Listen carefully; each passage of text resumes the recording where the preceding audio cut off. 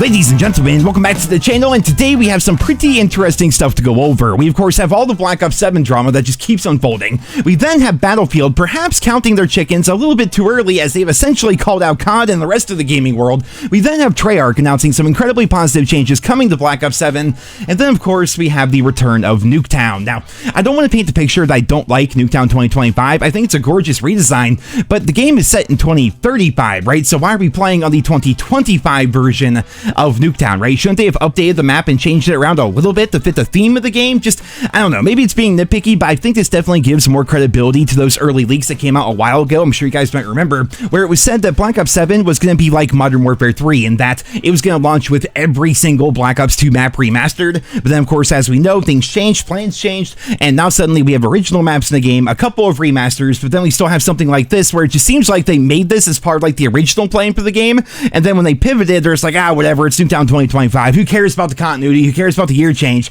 People are going to find it cool, you know. But if you're wondering how it plays, well, it's Nuketown. It's the exact same map that we've been playing for like the last 15 years or something like that. So let's just go ahead and kick off this video here today by talking about the Call of Duty and Battlefield drama, man, because in my last video, I shared how Activision is afraid to talk about numbers with the current game, right? Even though they did it for Black Ops 6, even though they did it for Modern Warfare 3, even Modern Warfare 2, they always hyped up the game and how well it was doing at launch, and they did not do that this year. And then we got the reports claiming that not only did Battlefield 6 sell way more physical copies than Black Ops 7, but we also heard that Black Ops 7's physical sales were down a staggering 61%, which is freaking crazy, right? So based on everything that is publicly available to us, it looks like Black Ops 7 is actually flopping pretty damn hard, be it the sales numbers, the reviews, the player charts, and even Activision's own marketing. And then today is kind of like kicking them while they're down. DICE decided to drop this little bombshell on everybody. So our community does not miss. Battlefield 6 is the #1 FPS in 2025, and you made it happen. And from there, they go on to clarify in the graphic that Battlefield 6 is the best-selling shooter of 2025, and they thank the community for bringing Battlefield back. And that's a pretty bold statement right there, man. I'm curious because they're a company, you know, I wonder if they have access to like more analytics than what we do, like what the public does, because to make that claim right now when we still have Black Friday to go and still have Christmas to go, that's pretty bold, man. But Battlefield is claiming they've already won 2025, or at the very least, they're winning it right now. And I think the thing about this is if they do somehow end up losing the Call of Duty, which I don't see that happening personally, but if they do end up losing, it's going to make them look pretty damn bad for making this statement so early. But then again, you have so many folks right now claiming it's not even possible for Battlefield to lose because we got some new information in regards to that. So here we can see from Matt Piscatera of Sakana, Battlefield 6 is the best-selling game of 2025. Not even just shooters, but the best-selling game in general, and then followed by NBA 2K, Monster Hunter Wilds, Borderlands 4, College Football 26, Oblivion Remastered, and then Black Ops 6, not Black Ops 7, which is weird. Black Ops 7 is not even on the chart here, and fans are running with that like crazy. Like, I can't be the only person that like gets fed this stuff in their feed all the freaking time, but the amount of people, just Battlefield fans, like hating on COD, talking about how terrible it is and everything, I do honestly love to see it because I like that war, you know, like competition only makes everything better for everyone in general, right? So I do love how passionate people are about this, but there are two main things that I really need to point out here. Number A, this is for everything. Obviously, it's for Xbox, PlayStation, PC, even freaking Nintendo, man. So this does cover everything. But number B, this only goes up until November 1st, which means Black Ops 7 isn't even technically out by the time this chart was posted. What this does show is that Battlefield's doing incredibly well, and we also learned from Matt Piscatella that apparently Battlefield 6 in its launch month ends up making more money in terms of revenue, made more money than any other video game from the past 3 years. The last game to sell more in its first month was Modern Warfare 2, but of course that Modern Warfare moniker is always pretty damn big. So the first chart doesn't really tell the whole story, but for some reason that's the one's being passed around. What does tell the full story, however, is that second bit right there, the #1 game in terms of revenue for its opening month in the past 3 years. Now, to be objective about this, Call of Duty hasn't even been out for an entire week yet, and we still have Black Friday to go, we still have Christmas to go, but given how much of a lead Battlefield has right now, I really don't think Call of Duty stands a chance, and obviously that has Activision pretty pissed off right now. Now, speaking of Black Ops 7, today Treyarch posted another one of those Dev Talk videos over to Twitter, and before we cover that, I've just gotta say, like, it's really weird marketing how everything is, like, on Twitter for these guys, right? They should really find a way to somehow make these things, like, visible in-game or something, because the vast majority of people are not gonna see stuff like this on Twitter randomly, but what they said seems to be some pretty damn good news if you're somebody who's been enjoying Black Ops 7. So, to quickly summarize the entire video for you guys, when Season 1 drops, they're going to be changing some pretty core aspects of the game, and the biggest one will be buffing aim assist at medium them to longer ranges, which should help out against keyboard and mouse players, but also just make controller players a little bit better in general, because right now, I think, again, Exclusive Base said something to the effect that aim assist right now in Black Ops 7 is the weakest we've ever seen throughout the entire history of Call of Duty. Even going back to things like Call of Duty 4 and World at War, aim assist was stronger in those games compared to what it is right now. At least that's the way I heard it, that's the way it was described to me, and it definitely feels that way, man. Like, it takes a lot to get used to the gunfights in this game as a result of that. But moving on here, they're going to be buffing up SMGs across the board, because right now, let's be honest, they're pretty damn weak. They're going to be zooming out the minimap a little bit just to give players a bit more visibility, and then they're going to be tuning the spawns in Hardpoint, Free-for-All, and Team Deathmatch, all of which are very needed, especially in TDM and Hardpoint. I'm not sure if you guys have actually played it, but holy shit, like, you'll play Team Deathmatch, you'll run forward, you get one kill, that person will spawn pretty much directly behind you and shoot you in the back, like, right away. Like, there's no sticky spawns really whatsoever, and Hardpoint's the same way. They just throw people freaking randomly, which you probably think it's just chaotic because it's Nuketown here, but that's how Hardpoint just in general is right now. So them tuning spawns is good. Adjusting aim assist, I personally think is good. Then, of course, buffing SMGs, that's also going to be good. I still think the M15's a broken piece of garbage, and I think they should nerf that gun because, dude, we're talking about like a crazy high fire rate and a 4-shot kill if you accidentally hit a headshot, and the gun's got virtually no recoil. I'm getting off on a tangent here, but that M15's freaking ridiculous so far. But those are going to be the big changes coming to multiplayer, along with all the new maps and the new guns and all that other stuff with Season 1, which I believe is set to drop on December 4th, so we're not really that far away from it, a couple of weeks. And they also announced that the first double XP weekend will be coming to Black Ops 7 tomorrow. And speaking of XP, man, I've got to talk about this. So I'm sure you've all heard by now, but apparently the Black Ops 7 campaign is complete dog shit. Like, one of the worst campaigns in not only the Call of Duty franchise, but pretty much all of shooters in general. Like, apparently it's really that freaking bad, and because of all the horrible reviews, apparently nobody is really playing it whatsoever. So to fix that, they've announced a couple of things, right? They're going to be taking that endgame game mode, they're going to be opening it up for everybody, and for anyone who actually bothers to play the campaign before the 21st, they're going to get 3 hours of double XP, double weapon XP, double battle pass XP, and 3 perkaholic gobble gums. It's like they're trying to pay people to actually play the campaign because it's really that bad. Like, I don't think they intended, at least this early on, to open up the endgame game mode, but I think they're seeing like, dude, holy shit, nobody's actually playing the campaign. The reviews are really bad, nobody's really happy with it whatsoever. We put all this time, effort, energy, resources, everything into this stupid campaign, and nobody likes it, therefore nobody's playing the endgame mode, so we're gonna open up endgame for everybody. I think they would have eventually, but not this early on, man. It's been like, what, like not even a whole week since the game came out, and they're already opening it up. So yeah, that really goes to show where that is. They're kind of being like, hey, if you guys play the campaign, please play our campaign. We put so much money into it, we'll give you XP and everything. It's honestly a little bit embarrassing. And again, it does look like the endgame game mode is going to be opening up for everybody tomorrow, so I suppose you don't have to subject yourself to the campaign if you guys want to try it out and play it.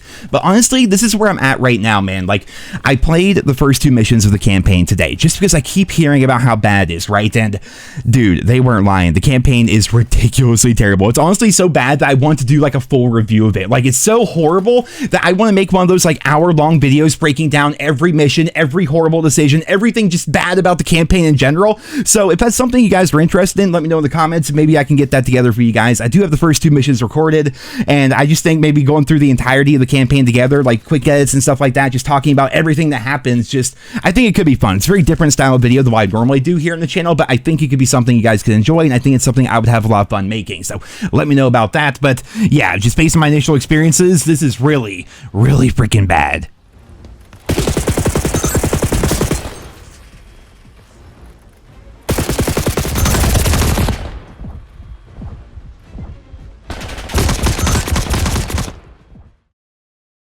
But to move back to multiplayer here for a moment, everybody keeps talking about the matchmaking here in Black Ops 7, right? I'm not even joking. I've seen videos today saying with the Nuketown update, they either buffed skill-based matchmaking to make it, like, insane once again. It's, like, worse than it's ever been. And I've also seen other videos saying, holy shit, guys, they nerfed skill-based matchmaking. It's way better than it was before. It was nothing like it was at launch. Like, I did not call this, by the way. I did not call this going into the launch of this game when they talked about matchmaking and then they got rid of it and then they brought it back, this, that, and the other. Like, no matter what happens, people aren't going to trust Activision. They're going to be analyzing every lobby, every kill, every death, everything. Nobody's going to trust them, and nobody's going to firmly believe that the matchmaking is truly open here within this game, and they have burned us far too many times. And what I have for you guys here, at the very least, is some anecdotal evidence of what might be going on with Black Ops 7 as compared to Black Ops 6. I can only speak from my own personal experience, but the first 2 or 3 days of Black Ops 7 were freaking insane. They were nothing like the beta. They felt just like Black Ops 6.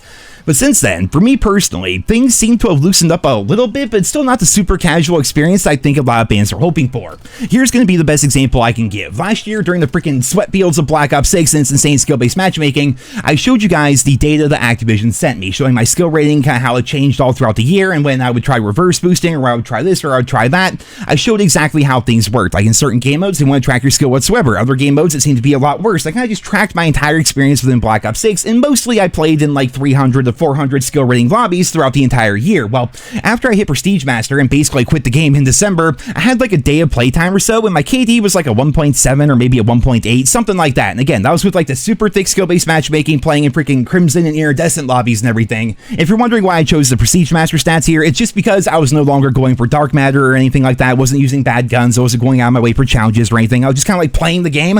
Obviously, I was quitting out most of my matches because that's what happens with skill-based matchmaking. But here in Black Ops 7, in Prestige 1, my stats went up to like a 2.1, 2.5, something like that, right? Obviously, it's a much smaller sample size, but it's better than what I was doing back in Black Ops 6. And my overall stats as well are a little bit better than what I was doing in Black Ops 6 as well. Obviously, I'm not the best in the world or anything, but I am one of the few people in the world that actually plays the objective. But there are the numbers right there. So in my thick skill-based matchmaking, freaking Crimson and Iridescent lobbies, I'm like a 1.75, but in my like supposedly open matchmaking lobbies, I'm more towards like a 215, give or take, something like that. It goes up, it goes down, just depends on the day pretty much. And that's where I'm torn, man. Like Black Ops 6, again, I showed you guys so much video evidence. I showed you the hard data that actually came from Activision themselves. In my like Crimson Iridescent lobbies, I'm like a 1.75, but here in like the full launch of Black Ops 7, even if we like round like prestige stats, overall stats or whatever, I'm more towards like a 1.9 to a 2, something like that. Like I'm better for sure. My stats are up, but not by that much considering how sweaty Black Ops 6 was versus how supposedly not sweaty Black Ops 7 is. So I honestly don't know what to make of it. Like on the one hand,